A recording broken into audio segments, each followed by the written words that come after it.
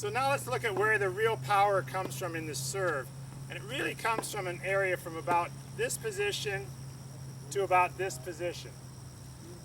And if we can really create a extreme whip action from this position up to here, that's where players get that enormous power, 130 mile an hour serves with great timing. So how do we get that whip action? So we get that racket coming up, and when we get up there, we want to feel like we're about to slam the racket into a big Persian rug. And when we make contact with that rug here, we don't want to strike it with the butt of the racket. We don't want to strike it with the entire racket. We want to be able to strike that rug with the tip of the racket.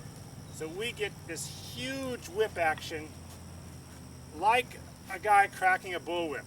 If you ever seen someone crack a bullwhip, you might know that they can make that whip go 770 miles an hour, which is the speed of sound, just with a flick of the wrist. So we can do the same thing on our serve. We get that racket up here and we get this enormous snap of the wrist, and we can make that racket head accelerate really high speed, but we can't do it if the hand is tight.